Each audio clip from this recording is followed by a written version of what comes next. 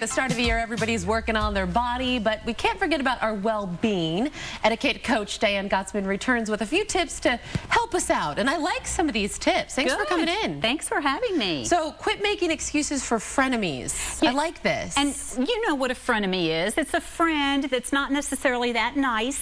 And we really need to set boundaries this year. That just means that, listen, if somebody is hurting your feelings and if they have that personality that they have this backhanded compliment constantly, just say, you know, Allison, I know you don't mean it, but when you say such and such, especially out in public, it hurts my feelings. And, you know, set your boundaries, in other words. And that means getting rid of people and things that are toxic. Yeah. And letting the people that have good vibes and take up more space with your life. That's right. You let go of the negative, and that leaves room for the positive. Yeah. And then you're more positive. Because bitterness shows. That's right. That's right. I think, well, I guess, get sleep. We're all trying to do that all the time. That sounds so simple, doesn't it? Except, you know, in here, you're about to have a baby, and you're going, more than ever, you're going to have to really get your Z's in when you can. Right. So schedule time that you're going to sleep every night and stick to it. That means that don't drink caffeine late in the afternoon. Don't eat spicy foods late in the evening. Stay away from sugar. Do what you need to do so you're effective during the day, the work day, and you wake up. And, you know, so many of us have technology by our bed, so it's our alarm, but in the middle of the night we check to see what time it is, and then we start looking at our Facebook or our Twitter feed. So shut it down. Unplug. Unplug. I like it. And then what's creating a vision board? What's that? Oh my goodness.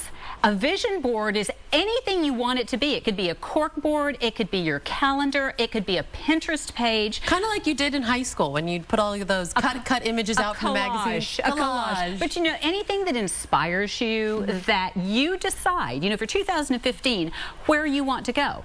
But you have to say it. You have to believe it. You have to live it. So collect items that are inspirational. Put them down in whatever venue. Put it on your ceiling so you can look up and look at it. You know, anything you want to do, put it down. There is no right or wrong way to do it. I like it. And then you literally have a visual of what you want to accomplish. And isn't it amazing that what we say, when you look back, it will come to pass, but you have to first own it. And that's so important to just say it, write it down, and that's the first step. Okay. And then buy a new wallet, and I have Chris's. Oh, yeah. He said that you gave him the advice of getting something other than black. Well, he says... he calls this colorful, by the way. So Chris says he can see less it black that way. And you know what? Look how string...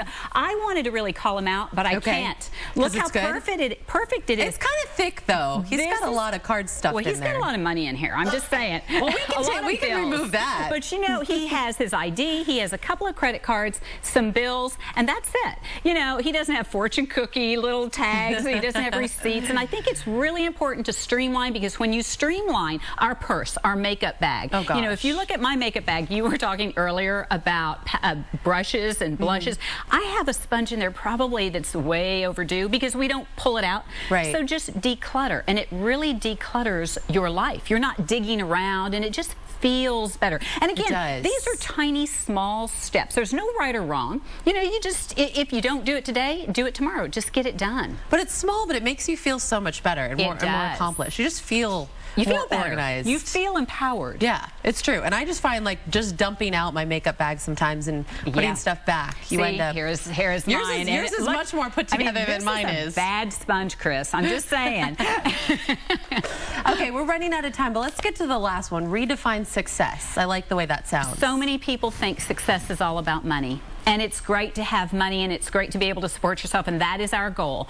But success has everything to do with the way that you live your life, and you pay it forward, and you promote healthy living, and you support your friends. And that's really how I would suggest we define success, because all the money in the world isn't going to buy happiness if you don't have these things. You know, you share friend time, share partner time, and really get on that inspiration board, because that is going to be very significant in your growth throughout the year. I like these. These are things I don't think a lot of people think about. You're losing weight and trying to eat better, and you forget about all these other things that go into your whole well-being. That's right. Mind, body, and soul. And you can fail. So what if you're losing weight and you fall back, a day or two? Get back on it. It's about what you do when you fail. Get back up. Don't wait till 2016. That's Don't right. do that. Well, Diane, thank you so much for coming in and joining us this morning.